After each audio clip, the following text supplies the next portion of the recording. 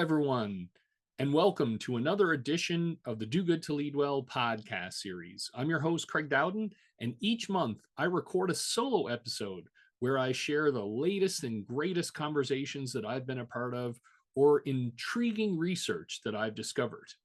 And hard to imagine, we're almost at the end of Q1 for 2024. This episode for March 2024 is now upon us.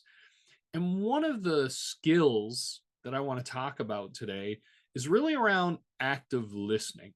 In a world that seems that it cannot stop talking, one of the most vitally important skills for our personal and professional lives is our ability to listen.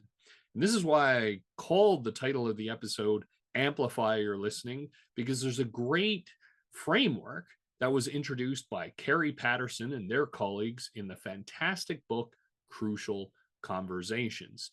And active listening is so important in terms of building relationships, collaborating, problem solving, all kinds of benefits for us. It allows us to unlock information that we didn't have previously. When we speak, we're basically saying things we already know. So when we're listening and listening well, we now get access to broaden our perspective on things. Extraordinarily valuable, especially in a world that's moving so quickly. So I want to share how we, as listeners to this podcast and in our daily lives, we can elevate the quality of our listening by amplifying the dial. And so the model is AMP, AMPP, double P at the end. And I'm going to walk through each of these components. Now, the first one is likely the least surprising, which is asking questions. When we ask questions right at the beginning that I talked about, we are now providing us an opportunity to learn something new. And so asking questions is at the heart of effective listening, is at the heart of active listening.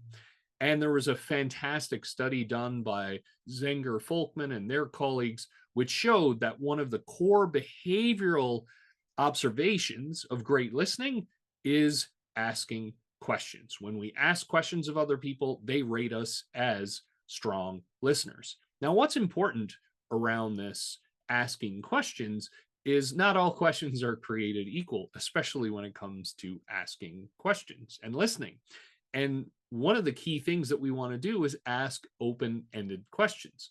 The more open the question, the more groundwork that people have on the receiving end to take it in whatever direction they want. So making sure that we ask open-ended questions, we avoid rhetorical questions, we avoid dichotomous questions. Well, do you think this? Because again, it's going to lead to a yes/no response. There's not a whole lot of exchanging information. And in fact, in some really compelling research on teams, what the researchers discovered was that teams that asked more questions as opposed to advocating positions, there was an equal balance between asking questions and stating a particular opinion or advocating for a position. Well, these were most effective. And in the top performing teams, that ratio was about 1-to-1. I ask a question as often as I advocate my position. The worst performing teams in that study, it was extraordinary. Well, in that case, they would ask a question 1 out of every 20 times that someone spoke. You can probably imagine in that context how much learning is happening there. Are we truly understanding other people's positions? You could probably imagine a team that's just going back and forth, probably arguing more than they are collaboratively problem solving. So the second letter, the M in the amplification model, is mirroring. And mirroring is awesome. It's one of the best ways to build a connection with a newborn. So if you've whenever you've interacted with a newborn baby, what's one of the best ways to create a smile and to create total engagement is to start to mirror what they're doing. They raise their hand, you raise their hand, they smile, you smile, on and on and on. That mirroring, to see that, just creates such joy.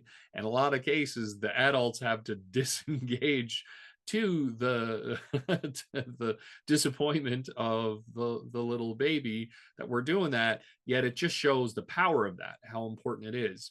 And mirroring's great. We're able to mirror, put a mirror up to the other person. It demonstrates that we're listening to them, we're observing them, that we're understanding them. So, as an example, mirroring can be done in a positive context where someone's tone of voice raises in an excitable way, or their energy, how their body language starts to really get more animated. And so we can reflect that in our observations of them, mirroring that to them in terms of saying, well, I sense you're really excited about this, or I believe this sounds like this is a topic that you're very passionate about. All wonderful ways to mirror.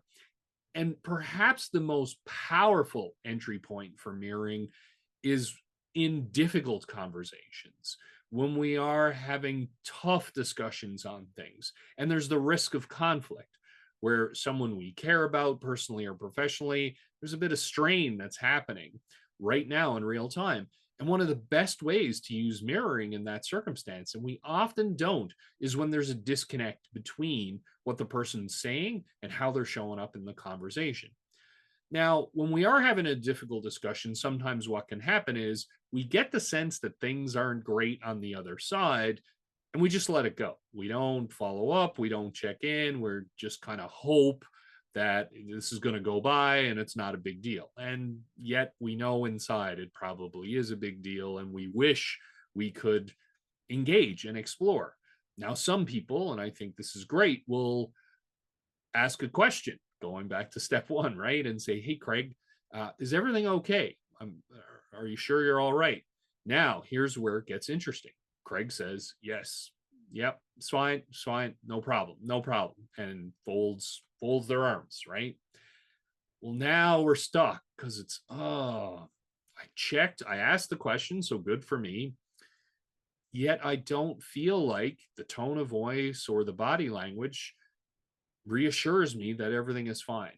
So here's where mirroring is awesome, because we can think, I don't want to ask the question again. Maybe I'll be annoying. They might think I don't trust them. This is where mirroring is great. I can go back and say, hey, Craig, I appreciate you saying that everything's okay. I may be off on this based on your tone of voice, your body language. I sense something's up. Can you tell more about this? Fantastic. Now, what it does is shines a mirror, puts a mirror up to them that they may not see how things are leaking out of them. And they appreciate, the other person, in the vast majority of cases, are going to appreciate that we're checking in and seeing how things are going. And, well, yeah, you know what? That last comment bothered me. Awesome.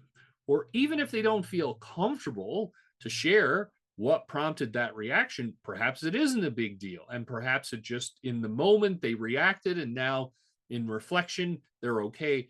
People appreciate that. Once again, we're attempting to truly listen to them. We're not bypassing them overly quickly. So now we get to the first of the two P's, paraphrasing. So paraphrasing is another least utilized, a massively underutilized tool when it comes to engaging in active listening. And what is paraphrasing? Essentially, repeating back to someone what they've just said in our own words. Awesome. Because what it does is show, hey, I'm taking the input that you've just provided, the message that you've just shared with me, and now I'm going to do my best to integrate it into my own words, my own phrases. Sometimes people are nervous about paraphrasing because they're worried, well, what if I get it wrong? What if I'm not capturing what they shared? This is where it's awesome. If you do it right, fantastic. Yay, virtual high five for you, because now the other person feels heard, feels understood. What if we get it wrong? Well, great news as well. We can put our egos aside. The other person will correct us. They will let us know, well, Craig, that's not exactly right. This is what I was going for. Now, what's beautiful about this is it doesn't matter how effective we are at paraphrasing. The fact that we do it either leads to an immediate appreciation of our ability to paraphrase accurately, or it's going to lead to correction, which the other person A, appreciates that we've attempted to paraphrase, and B, now we have a better understanding, stronger alignment about what they were saying. And so this can propel our conversation forward. So rather than moving ahead with that disconnection, perhaps I did misunderstand what was being shared. Well, now by paraphrasing, I have the chance to stress test that idea. So again, so many benefits of this. Paraphrasing is a fabulous tool for connection. And Chris Voss, the best-selling author of Never Split the Difference, former FBI negotiator, awesome masterclass and book that I can't recommend more highly enough, will even share another great technique is to use some of the words, the keywords in the other person's conversation as a way to demonstrate and incorporate that into our paraphrasing. So awesome stuff. Now, the last P in the AMP model is priming the conversation. And this is where essentially we can name the elephant in the room. I'll revert back to conflict.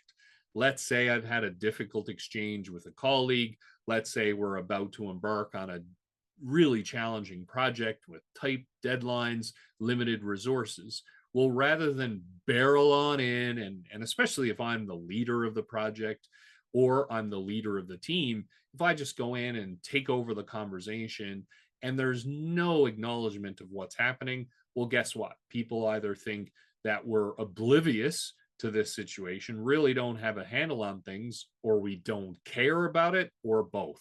All of those are bad. Don't want to have that kind of outcome. And so this is where priming can be really terrific, a really powerful way, again, to show that we're listening and that we understand the context of this conversation. So essentially saying, hey, Craig, I appreciate that we're about to start a really challenging project under an extraordinarily tight deadline with limited resources.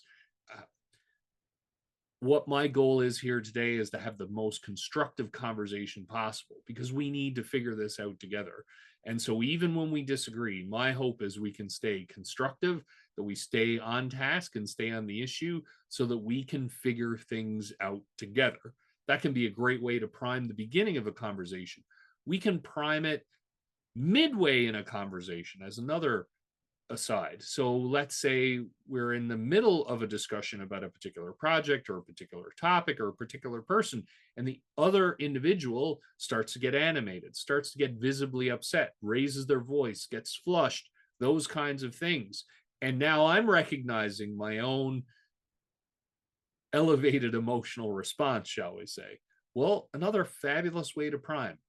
Hey, Craig, I sense that we're both getting really engaged here and getting hot under the collar, if you will. And so perhaps we want to just take a step back, hit the pause button on this for a little bit and do a check-in.